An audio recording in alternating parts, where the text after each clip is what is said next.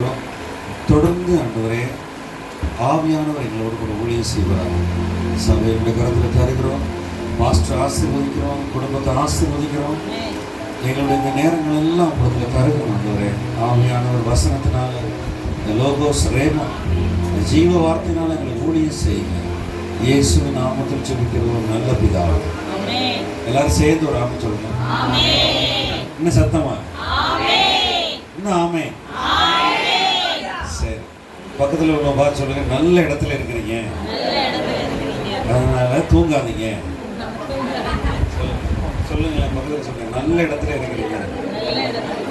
சொல்லுங்களேன் பக்கத்தில், தயவுசெய்து தூங்காதீங்க. அடுத்த பாஸ்டர் சபையில் ஏசி வரப்போகுது. ஆமாம், ஏசி வந்து தூங்கினா நாங்கள் பக்கத்தில் வந்து கொட்டுவோம். ஆமாம், பக்கத்தில் கொட்டுவோம். இந்த காலையில் உபவாசம், சிலர் வந்து உபவாசம் போட்டு சில சோர்வில் அப்படியே பசி கறக்கத்தில் தூங்குறாங்க. நான் இன்னைக்கு நிறைய காரியங்களை போதிக்க போகிறேன்.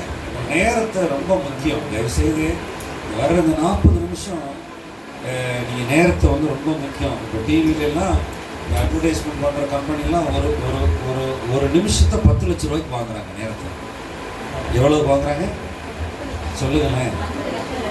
3 நிமிஷம் ஆடு கொடுக்கணும், இந்த விளம்பரம் கொடுக்கணும், 30 லட்ச ரூபாய்க்கு வாங்குறாங்க. நீங்கள் நேரத்தை என்ன பண்ணுறீங்க எனக்கு தெரியாது. நீங்கள் ஒழுங்காக தூங்குறீங்களா, ஒழுங்காக படுக்கிறீங்களா, அல்லது சரியான நேரத்துக்கு? தேவன் சமாதானத்தின் தேவன், ஒழுங்கின் தேவன். அவன் நேரத்தை கர்த்தருக்கு கொடுக்கணும். சொல்லுங்களேன், நேரத்தை கர்த்தருக்கு கொடுக்கணும். வேதம் வாசிக்கவும் ஆராதனைக்கு வரணும். இந்த நான் விசுவாசிக்கிறேன், ஒவ்வொரு நாளும் இவ்வளோ பேர் வந்து நானும் பாஸ்டர் தமிழ் சொல்லுவேன். ஒரு 1-2 ஆமே கொடுக்கும். இதுக்கு பேர் நொண்டி ஆமே. ஆமாம், வெளிநாட்டில் சொல்லுவாங்க லேம் எக்ஸ்கியூஸ். அதாவது நல்லா கவனிங்களேன். ஏன் வந்து யோசிங்க, கொஞ்ச நேரம் யோசிங்க. உங்கள் விசுவாசத்துக்கு நான் பங்காளிகளாக இருக்கேன். உங்கள் விசுவாசத்தை தட்டி எடுக்க வரும்போது ஏன் ஆண்டவர் வந்து 40 வருஷம் ஜனங்களை வேலையெல்லாம் பார்க்காத அப்படின்னு கூட்டிகிட்டு போனார். புதிய ஏற்பாட்டில் நிறைய இடத்துல சொல்லப்பட்டு ஏன் வந்து யாத்திராவதுலையும் என்ன ஆகுதுலையும் ஆண்டவர் கூட்டிகிட்டு போனார் யோசிக்கிறீங்களா? ஆண்டவர் வந்து நம்மளை பெத்தெடுத்தார். எத்தனை பேர் விசுவாசிக்கிறீங்க? சரி, ஆண்டவர் வந்து மரணப்பிடியிலிருந்து விடுதலை ஆக்கினார். விசுவாசிக்கிறீங்களா? சரி, இந்த சபை ஆவிக்குரிய குடும்பம். விசுவாசிக்கிறீங்களா? சரி, எங்க உற்சாக ஆவி டெய்லி இருக்குங்க? ஏன் கூட்டு போனார் 40 வருஷம்? அவரு வேலை செய்யாம சாப்பாடு வானத்தின் மண்ணாவை கொடுத்தார். நான் ஆண்டவர்கிட்ட தான் ஜெபம் பண்றேன். ஆண்டவரே, பிரச்சனை அடிக்கடி வேலைக்காரி வச்சோ அல்லது வீட்டில் சமைக்கிறது கஷ்டமா இருக்கு, சாப்பாடெல்லாம் போர் அடிக்குது, வானத்தின் மண்ணாவா தாங்க ஆண்டவரே. அப்படிலாம் யோசிக்க மாட்டேங்குது. கொஞ்சம் பாருங்களேன், அப்படிலாம் யோசிக்க மாட்டேங்குது. எண்ணத்தை உண்போம், இன்னத்தை புசிப்போம், இன்னத்தை குடிப்போம் என்று நினைக்காமலும் யோசிக்காமலும் கவலைப்படாமலும் கேளாமலும் இருங்கள். ஆமீனா? வரமாட்டேன். கேளாமல் சந்தேகப்படாமல் இருந்துங்க. லூக்கா 12ஆம் அதிகாரத்தில் வசனமெல்லாம் எடுக்க நேரம் இல்லை. வசனத்தை எல்லாம் ரெக்கார்ட் பண்ணி நான் வீடியோவில் போட்டு தரேன். நல்லா வீட்டில் போய் பாருங்க. இங்கே வந்து உங்களுக்கு வசனத்தை தடவிட்டே இருக்கிறீங்க. கேளுங்க, முதல்ல கேளுங்க. இவைகளெல்லாம் பரமபிதா உங்களுக்கு வேண்டும் என்று அறிந்திருக்கிறாரா இல்லையா? மரியாள் தண்ணி விட்டு எடுக்கூடாது, நல்ல பங்கை தெரிந்து கொண்டார். சரி, நீங்கள் அப்படி கர்த்தருடைய பாதத்தில் இருக்கிறீங்களா சகோதரிகளே? பிள்ளைகளுக்காக ஜெபிக்கிறீங்களா? வீட்டுக்காரருக்காக ஜெபிக்கிறீங்களா? வீட்டுக்காரர் குறை சொல்லக்கூடாது. நீங்கள் ஜெபிக்கிறீங்களா? மன்னிக்கிறீங்களா? என்ன இங்கே ஆமாப்பட்ட கர்த்தர் பார்க்குறாரு. ஏன்னா நல்லா கவனிங்க. இந்த பிழைப்புக்கு அடுத்த வேலைகள், மாம்ச காரியங்கள், இந்த வேலை அலுவல்கள் எல்லாவற்றுக்கும் நேரத்தை கொடுத்துட்டு ஆண்டவருக்கு நேரம் கொடுக்காம இருந்தோம் அப்படின்னு சொன்னால் நம்ம அறியாமலே என்ன ஆயிடும்னு சொன்னால், இந்த ஜெபிக்காமல் இந்த மாதிரி இருந்தோம் அப்படின்னு சொன்னால், இந்த வீட்டில் வந்து குடியிருக்கிற வீட்டில் 1ஆம் படம் ஒட்டடெல்லாம் பிடிக்க பார்த்துருக்கீங்களா? அந்த மாதிரி ஆயிரும் இருதயம். எப்படி ஆயிரும்? ரொம்ப அழுக்கு படிச்சது மாதிரி. அந்த மாதிரி விடக்கூடாது. என்னோட சேர்ந்து நான் இன்னைக்கு ரொம்ப ஆழமான வெளிப்பாடை நான் பேச போகிறது இல்லை. அடிப்படை சத்தியங்களை சொல்கிறேன், பிடிச்சிக்குங்க. ஆண்டவர் ஆவியானவர் உங்களுக்கு ஊழியம் செய்வார். ஆமென். ஆண்டவர் தான் உங்களுக்கு செய்வார். இன்னைக்கு திருவிருந்து இருக்கு, எத்தனை பேர் விசுவாசிக்கிறீங்க? பாருங்க, ஞானஸ்தானம் எடுக்காதவங்க எடுத்துருங்க. இழுத்துக்கிட்டே இருக்கக்கூடாது. என்ன செய்யக்கூடாது? ரப்பர் மாதிரி நான் இந்த பார்த்துக்கிறேன் இந்த பார்த்துக்கிறேன், வருகை வந்துடும். ஒரு நாள் ராத்திரி போயிடணும். கர்த்தர் வருகை வரும்போது போயிடணும், ஆயத்தமாக இருக்கணும். ஒவ்வொரு நாளைய தினத்துக்கு இன்னைக்கே ஆயத்தப்படுத்தணும். இன்னைக்கு செய்ய வேண்டிய இன்னைக்கே செய்யணும். சொல்லுங்களேன், எல்லாரும் ஆவியின் அபிஷேகம் பெறணும், ஞானஸ்தானம் எடுத்துடணும், தள்ளி போடக்கூடாது. வார வாரம் ஞானஸ்தானம் ஆராதனை சபையில் இருக்கணும். நாம புது காரியங்களை கர்த்தரை விசுவாசிக்கிறத எடுத்துக்கொள்ளுங்க. ஆண்டவர் நம்மளை எல்லாரும் நெருங்கி போக சொல்லுகிறாரு. இன்னும் நெருங்கி போக சொல்றாரு. அதாவது என்ன செய்யக்கூடாது? ஞாயிற்றுக்கிழமை கிறிஸ்தவர்களாக இருக்கக்கூடாது, தினந்தோறும் கிறிஸ்தவர்களாக இருக்கணும். ஆமே, தினந்தோறும் ஆண்டவர் அன்பு கூறணும். பாருங்க, ரோமர் 4 அதிகாரம் எடுங்களேன். ரோமர் 4 அதிகாரத்தில் 6-7 ஒருத்தர் வாசிங்க. அந்தப்படி கிரியைகள் இல்லாமல் தேவனாலே நீதிமான் என்று எண்ணப்படுகிற மனுஷனுடைய பாக்கியத்தை காண்பிக்கும் பொருட்டு எவர்களுடைய அக்கிரமங்கள் மன்னிக்கப்பட்டதோ எவர்களுடைய பாவங்கள் மூடப்பட்டதோ அவர்கள் பாக்கியவான்கள். எவனுடைய பாவத்தை கர்த்தர் எண்ணாதிருக்கிறாரோ அவன் பாக்கியவான் என்று தாவீது சொல்லி இருக்கிறான். பாத்தீங்களா? நீங்க எல்லாரும் ஆண்டவராக இயேசு கிறிஸ்துவின் ரத்தத்தை விசுவாசிக்கிறீங்களா? ரட்சிக்கப்பட்டிருக்கீங்களா? நீங்க பாருங்களேன், தயவு செய்து விசுவாசிக்கிறீங்களா? ரட்சிக்கப்பட்டிருக்கிறீங்களா? கழுவப்பட்டிருக்கிறீங்களா? சரி, நீதிமான் நீங்க யாரு? அதுக்கு வந்து அந்த 3ஆம் அதிகாரம் பாருங்க. அவரே 3ஆம் அதிகாரம் 25-26. தேவன் பொறுமையாயிருந்த முற்காலத்தில் நடந்த பாவங்களை தாம் பொறுத்து கொண்டதை குறித்து தம்முடைய நீதியை காண்பிக்கும் பொருட்டாகவும் நாம் தாம் நீதியுள்ளவரும் இயேசுவினிடத்தில் விசுவாசமாய் இருக்கிறவனை நீதிமான் ஆக்குகிறவருமாய் விளங்கும்படி இக்காலத்திலே தமது நீதியை காண்பிக்கும் பொருட்டாகவும் கிறிஸ்து இயேசுவினுடைய இரத்தத்தை பற்றும் விசுவாசத்தினாலே பலிக்கும் கிருபாதார பலியாக அவரையே ஏற்படுத்தினார். ஆமென் சொல்லுமா? கர்த்தராய் இயேசு கிறிஸ்துவை விசுவாசிச்சா பாவங்களை கழுவி அவர் ரத்தத்தினால கழுவி நம்மளை நீதிமான்களாக்குறார். ஒரு நீதி கொடுக்குறாரு. என்ன கொடுக்குறாரு சொல்லுங்களேன்? யாவே செக்கேன்யூ. சொல்லுங்க, யாவே செக்கேன்யூ. நீங்க எரேமியாலாம் போய் படிச்சு பாருங்க. தேவனே என்னுடைய நீதி ஆனார். சொல்லுங்க, அதுல 3ஆம் அதிகாரம் 22 வாசிங்க. அது இயேசு கிறிஸ்துவை பற்றி விசுவாசத்தினாலே பலிக்கும் தேவ நீதியே. விசுவாசிக்கிற எவர்களுக்குள்ளும் எவர்கள் மேலும் அது பலிக்கும் வித்தியாசமே இல்லை. ஆமென் சொல்லுங்களேன், சத்தமா ஆமென் சொல்லுங்களேன்.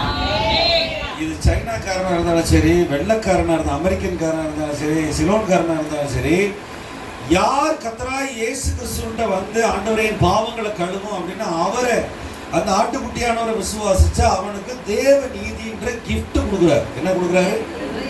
இந்த கிஃப்ட் பத்திரமா வச்சுக்கணும். இந்த கிஃப்ட் ஆவியில கொடுக்குறாரு.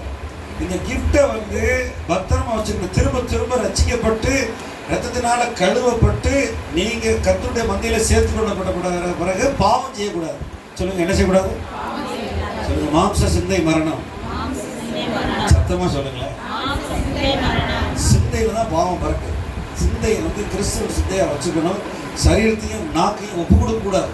உங்களை ஆண்டவர் ரத்தத்தினால கழுவி வச்சிருக்கிறார். டென்ஷன் ஆகுது அப்படின்னு சொன்னா என்ன செய்யுங்க? வீட்டை விட்டு ஓடி போயிருக்கு. ஒரு 2 கிலோமீட்டர் ஓட்டம் ஜாகிங் போயிட்டு திரும்ப வாங்க, டென்ஷன்லாம் குறைக்கும். அதிகமாக சாப்பாடு பிடிக்கலைன்னா என்ன செய்யுங்கன்னா உபவாசம் இருங்க. சொல்லுங்க, பக்கத்தில் பார்த்து உபவாசம் இருந்திருக்கீங்களா? கேளுங்க. அது மட்டும் ஆகாது. பார்த்து ஏசு உபவாசம் இருந்திருக்கிறாரு, ஏசு ஜெபம் பண்ணியிருக்கிறாரு, சீஷர்கள் உபவாசம் இருந்திருக்கிறாரு. உபவாசம் இருந்தால் தான் நல்லா கவனிங்க, ஆவியான ஒரு சத்தம் கேட்கும், பரலோகம் திறக்கும். எல்லாரும் ஒரு ஆமை சொல்லுங்க. ஓடு ஓடு பணம் சம்பாதின்னு சொன்னா பணம் சம்பாதிக்கலாம் கத்த தருவார். முதலாவது தேவனுடைய ராஜ்யத்தை நீதியை தேடிங்கள், அப்பொழுது இவைகள்லாம் நீ வாங்கின மாதிரி தெரியலையா? நான் 25-30 வருஷம் நான் வேலைக்கே போகிறதில்லை. ஆமாம், ஆண்டவரை கொடுத்து பிரசங்கம் பண்ணி கொடுத்தா கொடுங்க ஆண்டவரே, இல்லாட்டா ஆமாம். அதான் நல்லா கவனிங்க. நான் 7 ஸ்டார் 5 ஸ்டார் ஹோட்டல்லையும் தங்கியிருக்கிறேன், ஏரோப்ளைன்லேயும் போயிருக்கேன். அவர் குறையே வைக்கலை. ஆபிரகாமின் ஆசீர்வாதம் உங்களுக்கு உண்டாயிருக்கணும்னா முதல்ல ஆண்டவர்கிட்ட இருக்கணும்ல. ஆபிரகாம் ஆசீர்வாதம் இருக்கா இல்லையா? சரி, ஆபிரகாம் ஆசீர்வாதத்தில் உங்களை வச்சிருக்காரா இல்லையா? சரி, பிறகு ஏன் மாம்சத்துக்குரியவங்களை கவலைப்படுறீங்க? இந்த நீதி யாவே செட்கேன்னு உங்க ஆவியில நீதியை கொடுத்துருக்கிறார், விசுவாசத்தை கொடுத்துருக்கிறார். என்ன கொடுத்துருக்கிறாரு பாருங்க. ரோமர் 1:17 வாசம். நானு அஸ்திவார காரியங்கள் விசுவாசத்தினாலே நீதிமான் பிழைப்பான் என்று எழுதியிருக்கிறபடி விசுவாசத்தினால் உண்டாகும் தேவ நீதி விசுவாசத்திற்கென்று அந்த சுவிசேஷத்தினால் வெளிப்படுத்தப்படுகிறது. பாத்தீங்களா? சொல்லுங்க எல்லாரும், தேவ நீதி சொல்லுங்க. அந்த 3:22 சொன்ன அதே தேவ நீதியை தான் சொல்றேன். தேவ நீதி சொல்லுங்க. நம்ம பாட்டு பாடுறோம். படைத்தவரே என்னை ஏற்றுக்கொண்டார் சிந்தப்பட்ட திரு ரத்தத்தால். அது எவ்வளவு காசு செலவு பண்ணார், எவ்வளவு வேதனைப்பட்டார் தெரியுமா? பரலோகத்தை விட்டு திறந்து அவர் 2ஆம் ஆதாமா வந்து பூமியில 33 வருஷம் இருந்து அவர் வந்து கண்ணீர் விட்டு வேதனைப்பட்டு அந்த 100 கிலோ உள்ள சிலுவையை தூக்கி எனக்குள்ள எல்லாரும் பூமியின் வம்சங்கள் ஆசீர்வதிக்கப்படணும் அவர் தூக்கி உங்க பாவத்தையும் என் பாவத்தையும் சுமந்து தீர்த்தார். ஆமே சொல்லுங்களேன், ஆமே சொல்லுங்களேன். விசுவாசிக்கிறீங்களா? அதாவது உங்களுக்கு வந்து கமிட்மெண்ட், நீங்க ஆண்டவரை விசுவாசிக்கிற அளவு டெப்த் எவ்வளவுன்னு தெரியல. இந்த தேவ நீதி ஆண்டவர் இயேசு கிறிஸ்து பரலோகத்திலிருந்து பூமிக்கு வர வேண்டியதா இருந்தது. இது இலவசமா. அந்த விசுவாசிக்கிறவன் என்ன விசுவாசிக்கிற? திருவிருந்த விசுவாசிக்கணும். சொல்லுங்க, திருவிருந்த விசுவாசிக்கணும். ஆமே. ஆண்டவர் நல்லவர், கண்ணீர் துடைப்பாரு. ஆனா எப்போதும் என்ன வேணா பண்ணிக்க மகளேன்னு சொல்லுவாரா? சொல்லுங்களேன். இப்போ நான் மாம்சத்தக பெற்றோர்களை பார்க்குறோம். இப்போ இன்னைக்கெல்லாம் திருமணமே இல்லை இந்தியா முழுக்க. என்ன இன்னைக்கு சேர்ந்து வாழ்கிறாங்க, திருமணத்துக்கு வெளியே குழந்தை பிறக்குது. இன்னைக்கு பிசாசு வந்து திருமணத்தை கெடுத்து போட்டாங்க. சரியா? இன்னைக்கு திருமணத்தை வாழ்கிறவங்க கொஞ்சம் என் தலைமுறை தப்பிட்டோம், பாஸ்ட் தலைமுறை நாங்களாம் தப்பிட்டோம். இப்போ இருக்க ஜென்சி இருக்கிறாங்க தெரியுமா? என்னைய பாருங்க தம்பிகளா, கல்யாணம் பண்ணணும்னு சொன்னால் முதல்ல உடைக்கப்படணும். என்ன செய்யணும்? அன்பு இருந்தாலும் கல்யாணம் பண்ணணும். அன்பு இல்லைன்னா டெய்லி மனைவியை மன்னிச்சு வாழணும். இல்லைன்னா கல்யாணம் பண்ணாது, ஒத்தையில பரவாயில்ல. இப்போ ஆமை உள்ளாரு. தேவனுடைய அன்பு, தேவன் வைத்த கட்டளைகள், ஆதாம் ஏவாள், அந்த கட்டளைகள் திருமணம் எதுக்கு வச்சார் அப்படின்னா பூமிக்காக, மாம்சத்துக்காக, நீங்க அசுத்தங்கள் பண்றதுக்காக வைக்கல. சபையும் கிறிஸ்துவும் உள்ள உறவுக்காக தான் படைச்சாரு. இது ஆம்பளை பொம்பளை கிடையாது, மாமனார் மாமியார் வீடு கிடையாது. நம்ம கண்ணு சொரிய கூட குருடர்களா இருக்கிறோம். ஆண்டவர் இங்க உடைச்சார். என்னை உடைச்சு சபை கிறிஸ்து, மணவாட்டி மனைவினா சபை. அதாவது கிறிஸ்து வந்து தலையா இருக்கிறாரு, மணவாட்டினா மனைவி. சியோன் பர்வதம். இந்த மனைவி என்ன பண்ண? சகோதரியை கூட்டிட்டு பரலோகம் போகணும். இந்த அன்பு இல்லைன்னா திருமணம் இல்லை. இப்ப இயேசு, இப்ப நீ தாய் தகப்பன்மார்கள் பிள்ளைகளுக்கு சொல்றோம், பிள்ளைங்க கீழ்படுகிறாங்களா கீழ்படுகிறா சொல்லுங்க. நிறைய பேர் காணும், சர்ச்சில் காணும், ஆளை காணும். நிறைய பேர் ஆப்ஷன் சொல்லிக்கலாம். தாய் தகப்பன்மாருக்கு கீழ்படுகிறா சாபம் வரும். பைபிள்ல போட்டு, பைபிள்ல தெளிவா. நீங்க நிறைய பேர் படிக்கலாம், வெளிநாடு போகலாம், 10 கோடி 20 கோடி சம்பாதிக்கலாம், என்னென்னவோ பண்ணிக்க.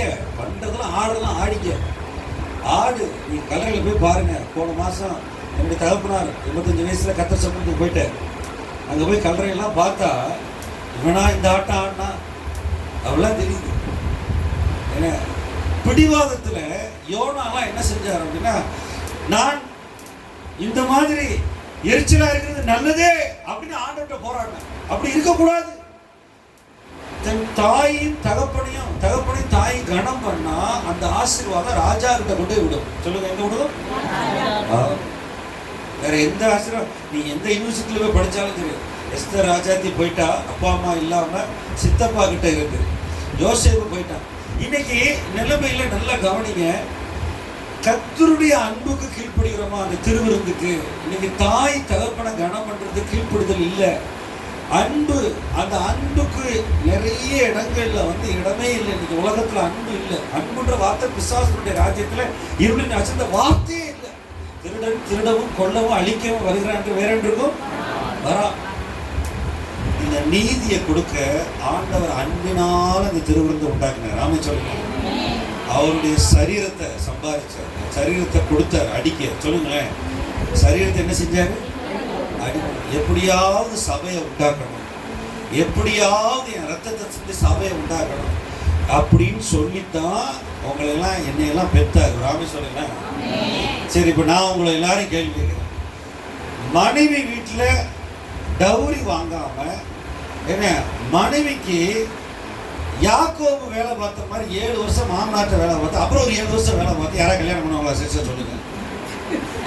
இப்பதான் தெரியுது லேசா. இப்பதான் 300 போட்டிருக்கேன், ஓடி போச்சு 1/2 மணி நேரம். பாருங்களேன், அது ஞான அர்த்தம். சரியா? முதல் மனைவி ராகேல கல்யாணம். ஒன்று புது புரஜாதியார் மக்கள், ஒன்று இஸ்ரவேல் ஜனங்கள். அவங்க 2 முன்னாடி கட்டினான்னு பேசக்கூடாது. தேவனுடைய ஞானம் இல்லைன்னா அலகோரி அப்படின்னு போட்டிருக்கு கிரேக்க வார்த்தையில. இவைகள் 2 ஏற்பாடுகளாம். ஆகார் ஒரு சீனாய் மலையுடைய ஏற்பாடு, என்ன சாராள் வாக்குத்தத்தத்தின் புத்திரர். ஆண்டவர் ஆசீர்வதிக்கிற தேவன். ஆமென் சொல்லுங்களேன். மாமனார் ஆசீர்வதிப்பீங்களா? கல்யாணம் பண்ண சகோதரர்கள் தனியா ஆண்கள் ஐக்கியம் வச்சு ஜெபம் பண்ணி அவங்களுக்கு பேச. ஆப்பிரிக்கா நாட்டிலலாம் என்ன செய்யணும்னா, ஒரு மனைவியை கல்யாணம் பண்ணணும் அப்படின்னு சொன்னா 8 மாடு ஒருத்தி சம்பாதிக்க போகணும், வயக்காட்டுக்கு வேலைக்கு போகணும், மாடு மேய்க்கணும், மாடு குட்டி போட சேர்த்து வச்சுட்டு 8 மாடு 10 மாடு 20 மாடு மாடுகள் 100 மாடு கொடுத்து ஒரு பெண்ணை போய் மாமனாட்டை கொண்டு கொடுத்து கல்யாணம் பண்ணிட்டு வரணும். அங்கே பிறந்திருந்தா எப்படி இருக்கும் இங்கே உள்ள ஆம்பளை நிலைமைனா? ஒரு அல்லையிலேயே காணவே பெற்று. கென்யா தேசத்தில் என் ஃப்ரெண்டு ஒருத்தர் வேலை பார்க்குறாரு, எங்கள் பக்கத்து வீட்டுக்காரு. அவர் டான்சனியாவில் வேலை பார்க்குறாரு. என்னை கூப்பிட்டுட்டே இருக்காரு, 3 வருஷமாக நான் போகல. அவர் சொல்கிறார், போய் மாடு இத்தனை மாடு கிளையம் கொடுத்து மனைவியை கல்யாணம் பண்ணிட்டு சொல்லி அவருக்கு என் மனைவியை இத்தனை வருஷம் வேலை பார்த்து இத்தனை வருஷம் அவளை பத்திரமா கன்னி பெண்ணா பார்த்து நீ கூட்டு வந்ததுக்காக நன்றி சொல்லி மாமனாருக்கும் மாமியாருக்கும் திருவிழா கொண்டாடிட்டு வரணுமா கல்யாணம். அப்படிலாம் செய்வாங்க நம்ம ஊரில். பிசாசின் கலாச்சாரம் எப்படி பார்த்தீங்களா? நம்ம ஊரில் பிசாசின் கலாச்சாரம். பெண்கள்ல சபைக்கு ஒப்பனையாக சொல்லப்பட்டிருக்கு. ஆமென் சொல்லுங்க. தேவன் தம்முடைய சுய ரத்தத்தினால் சம்பாதித்த சபை. ஆமென் சொல்லுங்க. திருமணம் என்பது மாம்சத்துக்குரியது கிடையாது, ஆவிக்குரியது. திருமணம் என்பது தேவனால் உண்டாகணும். அந்த திருமண உறவு அன்புன்றது அஸ்திபாரம் அகாப்பே, தன்னலமற்ற சுயநலமற்ற கைமாறு கருதாத அன்பு. அப்படிதான் இருக்கணும். அது மாதிரிதான் இயேசு கிறிஸ்து நமக்கு சொந்த ரத்தத்தை செஞ்சு நம்மளை மீட்டு கொண்டார். ஒரு ஆமென் சொல்லுங்க. தேவ நீதி சொல்லுங்க. அதுதான் கொடுத்த. நம்ம நம்ம பாவிகளா இருந்தோம், நம்மளை அவர் நீதிமான் ஆக்குனார். எப்படின்னா அவர் ரத்தத்தை கொடுத்து சொல்லுங்க. அவர் ரத்தத்தினாலே நான் கழுவப்பட்டேன், தேவ நீதி வந்தது. இதைத்தான் பவுல் அங்க சொல்லி இருக்கிறார், எழுதி இருக்கிறார். தேவ நீதி உங்களுக்குள்ள கொடுக்கப்பட்டிருக்கிறது ஒரு கிஃப்ட். இது என்னது? விசுவாசம் ஒரு கிஃப்ட். சொல்லுங்களேன். சொல்லுங்களேன். விசுவாசம் ஒரு வரம். நீங்க பாவங்கள் மன்னிக்கப்பட்டீங்களா? சரி, எல்லாரும் ஆதார் என்னது? நீங்க இந்திய தேசத்துல சிட்டிசன்ஷிப்பே இல்லைன்ட்டா 10 ஆவணங்கள் கொண்டு வரணும். இன்னைக்கு பரலோகம் போறதுக்கு ஆதார் என்னன்னா, அடையாளம் என்னன்னா, நீங்க முதல்ல ரத்தத்தினால கழுவப்பட்டது நீதிமானா இருக்கணும். எப்படி இருக்கணும்? நீதிமானா வாழணும். பாருங்க, வசனம் ரொம்ப தெளிவா சொல்லியிருக்கு. பாருங்க, வசனத்தை பாருங்க. 1 யோவான் 3ஆம் அதிகாரம் பாருங்க. சபையிலே கர்த்தர் வைராக்கியமா நம்மளை பெற்றெடுத்தார். 1 யோவான் 3ஆம் அதிகாரம் அதுல 7-8 வாசி. பிள்ளைகளே, நீங்கள் ஒருவராலும் வஞ்சிக்கப்படாதீர்கள். நீதியை செய்கிறவர் அவர் நீதியுள்ளவராய் இருக்கிறது போல நானும் நீதியுள்ளவனாய் இருக்கிறார். பாவம் செய்கிறவன் பிசாசினால் உண்டாயிருக்கிறான். போதும். ஒரு ஆமென் சொல்லுங்க. இப்ப நீதிமான் நீதியை செய்யணுமா நீதிமான் மாம்சத்துல பாவம் செய்யணுமா? ஒருத்தர் ரோமர் 8:1 வாசிங்க. ரோமர் 8:1 ஒருத்தர் வாசிங்க. ஆனபடினாலே கிறிஸ்து இயேசுவுக்கு உட்பட்டவர்களாக இருந்து மாம்சத்தின்படி நடவாமல் பரிசுத்த ஆவியின்படி நடக்கிறவர்களுக்கு ஆக்கினை தீர்ப்பு இல்லை. பாருங்க, இந்த திருவிருந்து நான் சொல்றேன், மறுபடியும் சொல்றேன்.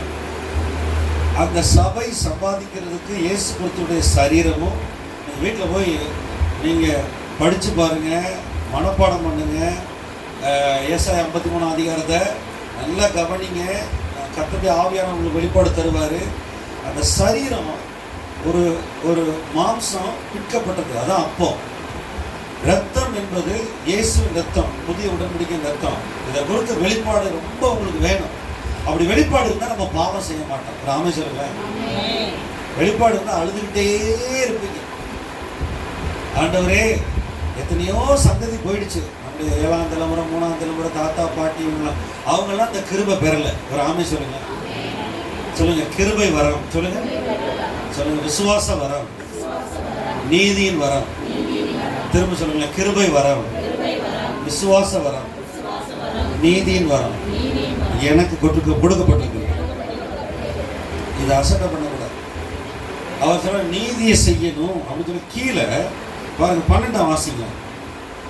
ஆகையால் சகோதரரே 11 12 வாசிங்க. 11 அன்றியும் இயேசுவை மரித்தோரிலிருந்து இல்ல சரி பிரதர், 3:11 12. நாம் ஒருவரில் ஒருவர் அன்பு கூற வேண்டும் என்பதே நீங்கள் ஆதி முதல் கேள்விப்பட்ட விசேஷமாயிருக்கிறது. பொல்லாங்கனால் உண்டாயிருந்து தன் சகோதரனை கொலை செய்த காயினை போல் இருக்க வேண்டாம். அவன் எது நிமித்தம் அவனை கொலை செய்தான்? தன் கிரியைகள் பொல்லாதவைகளும் தன் சகோதரனுடைய கிரியைகள் நீதியுள்ளவைகளுமாய் இருந்தது நிமித்தம்தானே. ஒரு ஆமென் சொல்லுங்க. 2ஆம் அதிகாரத்துல பாருங்க 10-11 வாசி. தன் சகோதரனிடத்தில் அன்பு கூறுகிறவன் ஒளியில் நிலை கொண்டிருக்கிறான், அவனிடத்தில் இடரை ஒன்றுமில்லை. தன் சகோதரனை பகைக்கிறவன் இருளிலே இருந்து இருளிலே நடக்கிறான். இருளானது அவன் கண்களை குண்டாக்கினபடியால் தான் போகும் இடம் இன்னதென்று அறியாதிருக்கிறார். ஆண்டவருடைய அன்பு ருசிச்சிருக்கீங்களா? என்ன சொல்லுங்க, ஆண்டவருடைய அன்பு. அதாவது நிறைய காரியங்கள் வேதத்தில் எழுதியிருக்கு, நிறைய காரியங்களை கர்த்தர் உங்களுக்கு விளக்கி சொல்லுவார். அன்புனா என்ன பிரதர் சொல்லுங்க, அன்புனா என்ன? அன்புனா வார்த்தையா, செயல்பாடுகளா, இல்லை அன்புனா கிறிஸ்துவின் அன்பு? நான் சொன்னேன், தன்னலமற்ற சுயநலமற்ற கைமாறு கருதாத அன்பு. சொல்லுங்களேன், தன்னலமற்ற சுயநலமற்ற கைமாறு கருதாத தெய்வீக அன்பு. அந்த அன்பு தான் அந்த திருவிருந்து அடையாளம். அவர் சரீரத்தை பிக்க கொடுத்தார். சரீரத்தை பிக்க கொடுத்தீங்கலாம். வட இந்தியாவில் எத்தனையோ ஊழியக்காரங்க அடிச்சுட்டார். போன வாரம் ஒரு மிஷனரி வீட்டுக்கு வந்துருந்தார். அவரோட நான் ஒரு தடவை 10 தடவை உத்தரப்பிரதேசில் ஊழியம் செஞ்சேன். அவர் சொன்னார், பாஸ்டர், ஒரு வீட்டில் பர்த்டே ஜெபம் பண்ணதுக்கு கொண்டு உள்ளே வச்சிட்டாங்க. 3 லட்சம் செலவு பண்ணி ஒரு கேரளாக்காரருடைய வெளியிட்டாங்க. 3 லட்சம். இன்னும் நிறைய பேர், நூற்றுக்கணக்கான பேர் வீட்டில் ஜெப கூட்டம் நடத்துனதுக்கு அவங்க ஜெயிலில் இருக்கிறாங்க. பிள்ளைகளை விட்டு, மனைவியை விட்டு. எவ்வளோ வேதனை பண்ணீங்க. அப்படிங்கலாம் நல்லா இருக்குதுங்க. அவன் நம்மெல்லாம் என்ன இருக்கிறோம்? சத்தமாக சொல்ல முடியும். இன்னைக்கு யாருமே வட இந்திய மிஷனரிகள் யார் 1990, 2001, 2002, 2010 போனவங்க எல்லாரும் திரும்பி வந்துட்டாங்க. கேரளாக்காரங்க, தமிழ்நாட்டுக்காரங்க எல்லாம் நிறைய பேர் திரும்பி வந்துட்டாங்க. நிறைய நூற்றுக்கணக்கான சபைகள் பூட்டி கிடக்கு. இன்னைக்கு எல்லா இடத்துலையும் பெர்சிக்யூஷன், அதாவது உபத்திரவங்கள் வருது. அப்போ நம்ம இந்த காலகட்டத்தில் எப்படி அன்பு வரணும்? ஆண்டவர்கிட்ட அன்பு என்ன செய்யும் அப்படின்னு சொன்னால், நீதியை செய்யும். அன்பு என்ன செய்யும்? எல்லாரையும் மன்னிக்கும். அவன் சகோதரனை பகைக்காது. சொல்லுங்க, சகோதரனை பகைக்காது. தேவ அன்பு நம்ம இருதயத்தில் ஊற்றப்பட்டிருக்கிறது. அவன் ரோமர் 5:5 வாசிங்க. அடுத்த வருஷத்துக்கு சீக்கிரம் போவோம். ரோமர் 5:5 வாசிங்க. அப்புறம் ரோமர் 6:14, ரோமர் 6:16. மேலும் நமக்கு அருளப்பட்ட பரிசுத்த ஆவியினாலே, தேவ அன்பு, தேவனுடைய அன்பு நம்முடைய இருதயங்களில் ஊற்றப்பட்டு இருக்கிறபடியால் அந்த நம்பிக்கை நம்மை வெட்கப்படுத்தாது. பார்த்தீங்களா? தேவ அன்பு ஊற்றப்பட்டிருக்கு. சொல்லுங்க. எபேசியர் 1:13 ஒருத்தர் வாசிங்க. எபேசியர் 1:13 ஒருத்தர் வாசிங்க. நீங்களும் உங்கள் ரட்சிப்பின் சுவிசேஷமாகிய சத்திய வசனத்தை கேட்டு ரட்சிப்பின் சுவிசேஷமாகிய சத்திய வசனத்தை கேட்டு விசுவாசிகள் ஆனபோது வாக்குத்தத்தம் பண்ணப்பட்ட பரிசுத்த ஆவியால் அவருக்குள் முத்திரை போடப்பட்டீர்கள். கிறிஸ்துவுக்குள் என்ன பண்ணப்படுவீங்க? 8:32 வாசிங்களா. ரோமர் 8:32. தேவன் தெரிந்து கொண்டவர்கள் மேல் குற்றம் சாட்டுகிறவர் யார்? தேவனே அவர்களை நீதிமான்கள் ஆக்குகிறவர். ஆக்கினைக்குள்ளாக தீர்க்கிறவன் யார்? கிறிஸ்துவே மரித்தவர், அவரே எழுந்தும் இருக்கிறவர், அவரே தேவனுடைய வலது பார்சத்திலும் இருக்கிறவர், நமக்காக வேண்டுதல் செய்கிறவரும் அவரே. ஆமென் சொல்லுங்களேன். சத்தமா ஒரு ஆமென் சொல்லுங்களேன். இப்ப இதை சேர்த்து வாசிப்போம். 34 எல்லாரும். ஆக்கினைக்குள்ளாக தீர்க்கிறவன் யார்? கிறிஸ்துவே நமக்காக மரித்தவர், அவரே எழுந்தும் இருக்கிறார், அவரே தேவனுடைய வலது பாசத்தில் இருக்கிறவர், நமக்காக வேண்டுதல் செய்கிறவரும் அவரே. உங்களுக்காக எனக்காக சபையில வேண்டுதல் செய்கிறாரா இல்லையா? பரலோகத்தோட சபை. நான் உங்க சபையை சொல்றேன். என் மகன் பரலோகத்துக்கு வந்துருவா, என் மக பரலோகத்துக்கு வந்துருவா அப்படின்னு ஆண்டவர் ஜபிக்கிறாரா ஜபிக்கலையா? சொல்லுங்க. அதை குறித்து பார்க்கணும். 2000 வருஷம் ஆண்டவர் 36 பாருங்களேன். 36 அதுல 8:36 கிறிஸ்து உபத்திரமோ வியாகுலமோ துன்பமோ பட்டயமோ எல்லாவற்றிலும் அன்புறவர்களாலே. ஆமா ஆமா சொல்லுங்க. போதும் போதும் சிஸ்டர். இப்போ நீங்கள் வீட்டில் போய் அந்த 8வது அதிகாரத்தை படிங்க. நான் சொல்கிறேன், நான் சீக்கிரமாக சொல்கிறேன், கவனிங்களேன். தேவ அன்பு என்னிடத்துல ஊற்றப்பட்டிருக்கு விசுவாசிக்கிறீங்களா? சரி. விசுவாசம், கிருபை, நீதி. சொல்லுங்க. இந்த கிஃப்ட் கொடுத்துருக்காரு. விசுவாசத்தில் வாழணும், நீதியை செய்யணும், கிருபையை விட்டு வெளியே போகக்கூடாது. ஆண்டவருடைய கிருபை இரக்கம் நம்மளை பெற்றெடுத்தாரு. யோவான் 1:14 போட்டிருக்கு, நியாயப்பிரமாணம் மோசையின் மூலம் கொடுக்கப்பட்டது, இயேசு கிறிஸ்து மூலம் கிருபையும் சத்தியமும் உண்டாயின. யோவான் 1:14 வாசிங்க. அந்த வார்த்தை மாம்சமாகி 1:14 யோவான் அவரை குறித்து சாட்சி கொடுத்து, எனக்கு பின் வருகிறவர் எனக்கு முன்னிருந்தவர். 4 அந்த வார்த்தை மாம்சமாகி கிருபையினாலும் சத்தியத்தினாலும் நிறைந்தவராய் நமக்குள்ளே வாசம் பண்ணினார். நான் சொல்லல. யோவான் 1:16 பாருங்க. 16-17 பாருங்க. 16-17 16-17 அவருடைய பரிபூரணத்தினால் நாம் எல்லாரும் கிருபையின் மேல் கிருபை பெற்றோம். சொல்லுங்களேன், எல்லாரும் சொல்லுங்களேன். நாளே சபையிலே கிருபையின் மேல். சரி, எப்படி எனில் பிரமாணம் மோசையின் மூலம்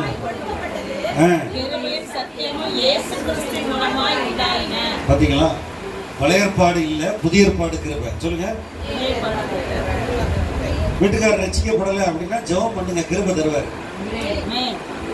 என்ன, நிறைய பிள்ளைகள் ரட்சிக்கப்படலைன்னா ஜெபம் பண்ணுங்க, கிருபை தருவார். ஆமென். கிருபை, அந்த gift of grace, அந்த இரக்கம். நாம வெளிவர முடியாம இருந்த பாவத்திலையும் மரண கட்டுகள்லையும் இந்த பிசாசு கட்டுகள் இருந்து கர்த்தர் தான் நம்மளை விசுவாசிச்சு ரட்சித்தார். இதுல மாற்றமே இல்லை. இதை ரொம்ப விசுவாசிச்சு அறிக்கையிடணும்.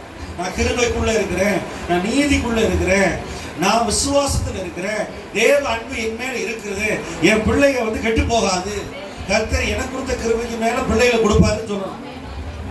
ஒரு ஆமை சொல்லுங்க. நீங்க இந்த வசனத்துக்கு தான் ஆமை சொல்றீங்க. நம்மளை சுற்றி இருக்கிற அந்த உலகத்தில் உள்ள இருள் இருக்கு தெரியுமா? இந்த பிசாசு ராஜ்யம் எல்லாமே இந்த கிருபை பெறல. ஆனா நீங்களே நானும் கிருபை பெற்றிருக்கிறோம். இப்ப ரோமர் 6 பாருங்க. 6:14 பாருங்க, 16 பாருங்க. இந்த gift of grace, அது அங்க நீங்கள் நியாயப்பிரமாணத்திற்கு கீழ்ப்பட்டிராமல், நியாயப்பிரமாணம் பழைய ஏற்பாடு 10 கற்பனை கீழ்ப்பட்டிராமல் கிருபைக்கு கீழ்ப்பட்டிருக்கிறபடியா, இந்த மகாபெரிய கிறிஸ்துவின் கிருபைக்கு கீழ்ப்பட்டிருக்கிறபடியா பாவம் உங்களை மேற்கொள்ள மாட்டாது. பாத்தீங்களா? திடீர்னு அலை திடீர்னு முங்கி போயிட்டான், திடீர்னு வெள்ளம் இழுத்துட்டு போச்சு அப்படின்னு கிடையாது. ஒரு ஆமை சொல்லுங்களேன். ஆண்டவர் பாதுகாக்கிறாரா பாதுகாக்கலையா? அதுக்கு அடுத்து கீழே பாருங்களேன். கீழே அதுல இதனால் என்ன, இதனால் நியாயப்பிரமாணத்திற்கு கீழ்ப்பட்டிராமல் கிருபைக்கு கீழ்ப்பட்டிருக்கிறபடியால் பாவம் செய்யலாமா? கூடாதே. கூடாதே. மரணத்துக்கு ஏதுவான பாவத்துக்காக அது இல்ல, அது கூடாதே. கீழே 12 வாசிங்க. ஆகையால் நீங்கள் சரீர இச்சைகளின்படி பாவத்திற்கு கீழ்ப்படியத்தக்கதாக சாவுக்கு ஏதுவான உங்கள் சரீரத்தில் பாவம் ஆளாதிருப்பதாக. ஒரு ஆமென் சொல்லுங்க. பாருங்க, இந்த வார்த்தையை ரொம்ப கவனிங்க, ரொம்ப கவனிங்க, ரொம்ப கவனிங்க. சொல்லுங்க 14ஆம் வசனம், பாவம் உங்களை இந்த சரீரத்தில் ஆளாதிருப்பதுன்னா நீதி இருக்கிறது. நம்முடைய சரீரம் நீதியின் அவயவம். சொல்லுங்களேன், என் சரீரம் என்ன சொல்லுங்க, வாயத்தரம் சொல்லுங்களேன். நீதியின் அவயவம். சொல்லுங்க, என் நாக்கு நீதியின் அவயவம், என் சிந்த நீதியின் அவயவம், என்னுடைய சரீரத்தை ஜீவ பலியா ஒப்பு கொடுக்குறேன். இப்பதான் உங்களுக்கு லேசா புரியும். டென்ஷன் ஆகுதுன்னு சொல்லாதீங்க. டென்ஷன் ஆகிறப்ப பைபிளை மனப்பாடம் பண்ணுங்க. அவர் இப்படி பண்றாரு, இவர் இப்படி பண்றாருல சொல்லல. உங்களை கிருபையில வச்சிருக்காரே, உங்களை கிருபையில வச்சிருக்காரே. பாவம் செய்யறதுக்கு நம்ம டெம்டேஷன், சோதனைகள் வரும்போது நம்ம என்ன செய்யணும்? கர்த்தருடைய கிருபைக்குள்ள ஓடணும். எனக்கு கிருபை தாருங்க, உபவாசம் பண்ணி ஜெபிக்கணும். கிருபை தாருங்க, எனக்கு அநியாயம் பண்றாங்க, ஆண்டவரே கிருபை தாருங்க, கர்த்தர்ட்ட அழுது ஜெபிக்கணும், கர்த்தர்ட்ட போய் நிக்கணும். யோபுக்கு ஆண்டவர் ஃபர்ச்சூன்ஸ், அதாவது ஆசீர்வாதங்கள் கொடுத்தாரு, டபுளா கொடுத்தாரு. 8 மாசம் 9 மாசம் பிரச்சனை நடந்துச்சான். பிரச்சனை 9 மாசம் ஓட்டை சுரண்டிக்கிட்டு கொப்பளங்கள் எல்லாம் வடிச்சுக்கிட்டு இருந்துச்சான். உடனே என்ன சொன்னாரு ஆண்டவர், யோபு நீ வாயை திறந்து உன் நண்பர்கள் 3 பேர் நல்லா பேசல, நீ 7 காளைகளையும் 7 ஆட்டுக்குட்டியும் பலி கொடுத்து நீ அவங்களுக்காக மனம் திரும்ப அவங்களுக்காக ஜோம் பண்ணினார். அப்புறம் தான் கையை எடுத்து வாயை பொத்திக்கிறேன்னு சொன்னார். என்ன சொன்னா? கையை எடுத்து, யோபுக்கு வந்த பிரச்சனை உங்களுக்காக வந்திருக்கு, ஒரே நாள் பிள்ளை செத்து போச்சா? நிறைய பேர் நம்ம என்ன செய்யணும்? பிரச்சனையை மிகப்படுத்துறோம், கிருபையை சொல்றது கிடையாது, தேவ அன்பை மிகப்படுத்துறது கிடையாது. நம்மை, சபையை, என்னைய, உங்களை கர்த்தர் கிருபைக்கு கீழே வச்சிருக்கிறார். சொல்லுங்களேன், கிருபை கீழே. சொல்லுங்களேன், கிருபை கீழே வச்சிருக்காரு. சத்தமா சொல்லுங்க. நாங்க சபையில விசுவாச வார்த்தையை தான் பேசணும். ரோமர் 10 எடுக்கல, 10ஆம் அதிகாரம் 8ஆம் அதிகாரம். சொல்லுங்க, இந்த வார்த்தை உனக்கு சமீபமாய் எங்க இருக்கிறது? பைபிள்ல இருக்கா? எங்க இருக்கு? உனக்கு சமீபமாய் எங்க இருக்கு? சொல்லுங்க. வாயிலும் உன் இருதயத்திலும் இருக்கிறது என்று சொல்லுகிறது. பாத்தீங்களா? சொல்லுங்க, திரும்ப அதை வாசிங்க. இந்த வார்த்தை உனக்கு சமீபமாய் உன் வாயிலும் உன் இருதயத்திலும் இருக்கிறது என்றும் சொல்லுகிறது. இந்த வார்த்தை நாங்கள் பிரசங்கிக்கிற விசுவாசத்தின் வார்த்தையே. ஒரு ஆமென் சொல்லுங்க.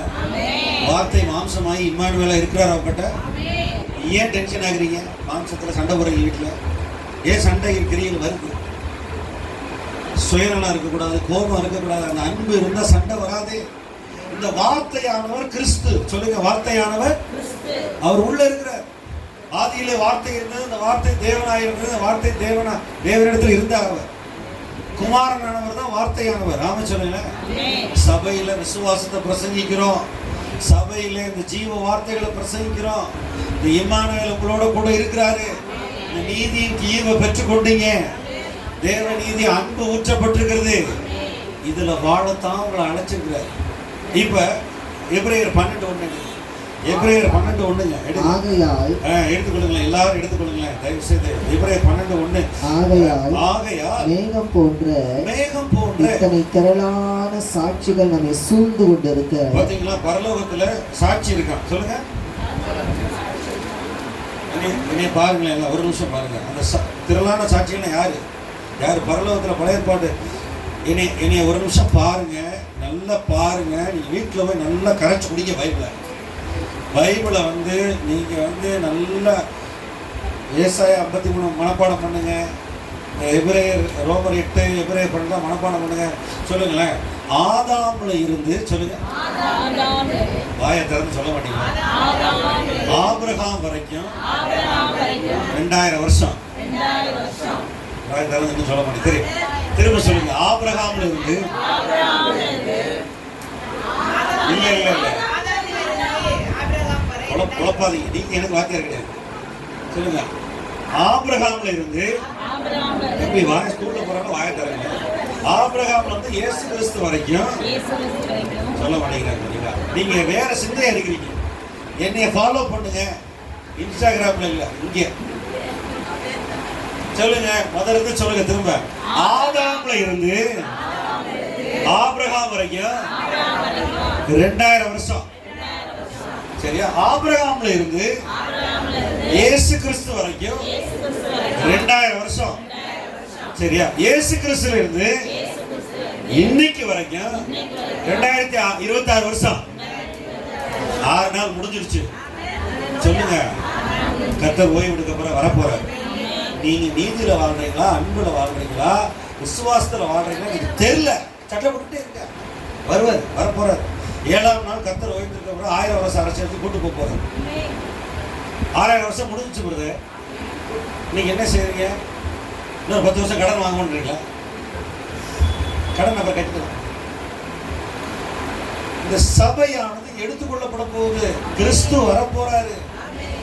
இதுதான் திரளான சாட்சிகள். இந்த 6000 வருஷம் செத்தவன் எல்லாம் பரலோகம் போயிருக்காங்க. என்னை பார்த்து சொல்லுங்க, எல்லாரும் எங்க போயிருக்காங்க?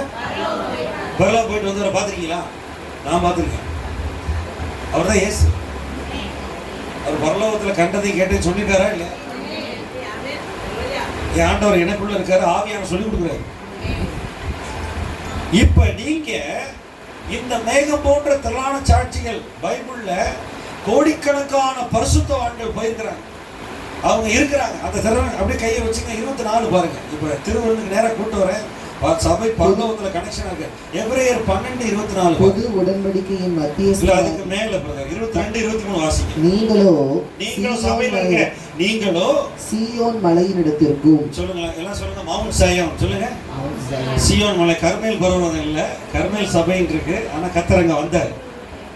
கர்மேல்லே வந்தாரு. மவுண்ட் சயோன் சொல்லுங்க. சீயோன் மலையினிடத்திற்கும் ஜீவனுள்ள தேவனுடைய நகரமாகிய பரம எருசலேமினிடத்திற்கும் 1000-10,000 தேவதூதர்களினிடத்திற்கும் பரலோகத்தில் பேர் எழுதியிருக்கிற முதற் பேரானவர்களின் சர்வ சங்கமாகிய சபையினிடத்திற்கும் யாவருக்கும் நியாயாதிபதியாகிய தேவனிடத்திற்கும் பூரணராக்கப்பட்ட நீதிமான்களுடைய ஆவிகளிடத்திற்கும் புது உடன்படிக்கையின் மத்தியஸ்தராகிய இயேசுவினிடத்திற்கும் ஆபேலினுடைய ரத்தம் பேசினதை பார்க்கிறோம். நன்மையானவைகளை பேசுகிற ரத்தமாகிய தெளிக்கப்படும் ரத்தத்தினிடத்திற்கும் வந்து சேர்ந்தீர்கள். இப்பதான் ஒரு ஆமென் விழுந்திருக்கணும். பாஸ்டர் சபை நடத்துறாரு, பாஸ்டர் தலை காட்டிக்கும் அப்படின்றீங்களா? இதுதான் திரளான சாட்சிகள். பார்த்துக்கங்க. நான் இதுக்கு தான் ஊழியக்காரன். டிமிக்கு கொடுக்காதீங்க, போக்கு சொல்லாதீங்க. பரலோகத்துல 6000 வருஷம் இறந்து அவர் சமூகத்தில் அங்க ஒரு சபை இருக்கு. அங்க வந்து சீயோன் மலை இருக்கு. அங்க சபை போயிடுச்சு. கடைசி விட்டு தான் நீங்க. புரியுதா? யாருக்கும் புரியல. கர்த்தர் சபையை ரத்தத்தினால கழுவுனாரா இல்லையா? சொல்லுங்களேன், ஒரு ஆமை சொல்லுங்க. இந்த அந்த வசனத்தை வாசிக்க நான் முடிக்க போறேன். 12:1. ஆகையால் மேகம் போன்ற இத்தனை திரளான சாட்சிகள் நம்மை சூழ்ந்து கொண்டிருக்க பாரமான யாவற்றையும் நம்மை சுற்றி நெருங்கி நிற்கிற பாவத்தையும் தள்ளிவிட்டு. போதும் ஒரு என்ன சொல்ல, தள்ளி விட்டுன்னு எல்லாரும் சொல்லல. சத்தமா சொல்ல, நிறைய பேர் சொல்லல. அதில் விளையாண்டுக்கிட்டு இருந்தா சொன்னார். சுற்றி நெருக்கி இருக்கிற பாவத்தை சும்மா விளையாண்டு பாரு. கொஞ்ச நேரம் செல்ல விளையாண்டு பாரு தம்பி. கண்கள் கண்ணு ஒரு கதவு, காது ஒரு கதவு. இந்த கதவை பூட்டி வச்சுக்கணும். ஆமாம், ராத்திரி பூட்டிட்டு படுத்துக்கணும். இதை திறந்து வச்சுக்கிட்டே இருந்தால் பிசாசு உள்ளே போயிடும். காது வழியாக கண்ணு வழியாக உள்ளே போயிடுவான். கண்கள் நிச்சயம் மாம்சம் நெருங்கி வருகிற பாவத்தை தள்ளி விட்டுன்னு போட்டிருக்கா இல்லையா? ஹலோ, பக்கத்தில் பாருங்க. சொல்லுங்க, பக்கத்தில் சொல்லுங்க. நீங்கள் கண்ணை மூடி காதை பொத்தி தூங்குறீங்களான்னு கேளுங்க. ரொம்ப நேரம் முடிச்சிருக்க கூடாது. 9 மணிக்கு படுத்துடணும். ஆமாம், அசுத்தங்கள் எல்லாம் டிவியில் செல்லில் பார்க்கக்கூடாது. உதறி தள்ளி விட்டு இந்த நீதி நீவு அன்பு ஊற்றப்பட்டிருக்கிறது, விசுவாசம், இந்த கிருபைக்கு கீழே இருக்கிறதுனால பாவம் உங்களை மேற்கொள்ளாது. இதெல்லாம் நீங்க தான் காத்துக்கணும். நீங்க காத்துக்கணும். நீங்க எனக்கு என்னன்னு இருந்தா கர்த்தர் ஒன்றும் செய்ய மாட்டார். புதிய ஏற்பாடு சபை முடிவுக்கு வருகிற காலம் வந்துருச்சு. இந்த திருவிருந்து பரலோகத்திலிருந்து கொடுக்கப்பட்ட ஒரு கட்டளை. நான் வருமளவும் இது ஆசிரியன் சொன்னாரா இல்லையா? நான் வருமளவும் அவர் மரணத்தை நினைவு கூறுங்க. சொல்லுங்க, தள்ளி விடுவேன். சொல்லுங்க, உதறி தள்ளி விடுவேன், உதறி தள்ளி விடுவேன். உலகத்தில் உள்ள சில காரியங்கள் இருக்குமானால் ஆண்டவருடைய அன்பு இருக்காது. 1 யோவான் 2:15 பாருங்க. 1 யோவான் 2. உலகத்தில் உள்ள காரியங்கள் நீங்க தான் தள்ளி விடணும். உலகத்திலும் உலகத்தில் உள்ளவைகளிலும் அன்பு கூறாதீர்கள். அடுத்த வாசிங்க. ஒருத்தன் உலகத்துல ரொம்ப நேசிச்சானா பாத்தீங்களா, பாத்தீங்களா? இந்த பிதாவின் அன்புல நம்மளை கூப்பிட்டாரு. இயேசுவை நோக்கி, அதை வாசிங்க பிரதர். இயேசுவை நோக்கி நமக்கு நியமித்திருக்கிற ஓட்டம் நமக்கு நியமித்திருக்கிற ஓடக்கடவோ. அடுத்த வசனம். அவர் தமக்கு முன் வைத்திருந்த சந்தோஷத்தின் பொருட்டு, அவர் தமக்கு முன் வைத்திருந்த சந்தோஷத்தின் பொருட்டு அவமானத்தையும் எண்ணாமல் சிலுவையை சகித்து தேவனுடைய சிங்காசனத்தின் வலது பாரிசத்தில் வீற்றிருக்கிறார். நமக்காக வேண்டுதல் செய்கிற அவரே. ஃபாதர் ஒரு பெர்க்மன் செய்ய பாட்டு பண்ணார். அன்பு கூர்ந்த கிறிஸ்துவினாலே, முழங்கால் போடுவோமா? அனைத்திலும் நான் வெற்றி பெறுவேன். வேதனை, துன்பம், இன்னல்கள், இடர்கள் எதுவும் பிரிக்க முடியாது. கிறிஸ்துவின் அன்பிலிருந்து, கிறிஸ்துவின் அன்பிலிருந்து தெரிந்து கொண்ட மகன் நான், குற்றச்சாட்ட யாரிலும் தெரிந்து கொண்ட மகன் நான், குற்றச்சாட்ட யாரிலும் நீதிமானாய் மாற்றினீரே. தண்டனை தீர்ப்பு எனக்கில்லையோ, நீதிமானாய் மாற்றினீரே. தண்டனை தீர்ப்பு எனக்கில்லையே. வேதனை, துன்பம், இன்னல்கள், இடர்கள் எதுவும் பிரிக்க முடியாது. வேதனை, துன்பம், இன்னல்கள், இடர்கள் எதுவும் பிரிக்க முடியாது. கிறிஸ்துவின் அன்பில் இருந்து, கிறிஸ்துவின் அன்பில் இருந்து அன்பு கூர்ந்த கிறிஸ்துவினாலே அனைத்திலும் நான் வெற்றி பெறுவேன். அன்பு கூர்ந்த நாளே அனைத்திலும் நான் வெற்றி பெறுவேன். கிறிஸ்து எனக்காய் மரித்தாரே, மீண்டும் எனக்காய் உயிர்த்தாரே. கிறிஸ்து எனக்காய் மரித்தாரே, மீண்டும் எனக்காய் உயிர்த்தாரே. பரலோகத்தில் தினம் எனக்காய் பரிந்து பேசி ஜெபிக்கின்றார். பரலோகத்தில் தினம் எனக்காய் பரிந்து பேசி ஜெபிக்கின்றார். எல்லாரும் சொல்லுங்க. வேதனை, துன்பம், இன்னல்கள், இடர்கள் எதுவும்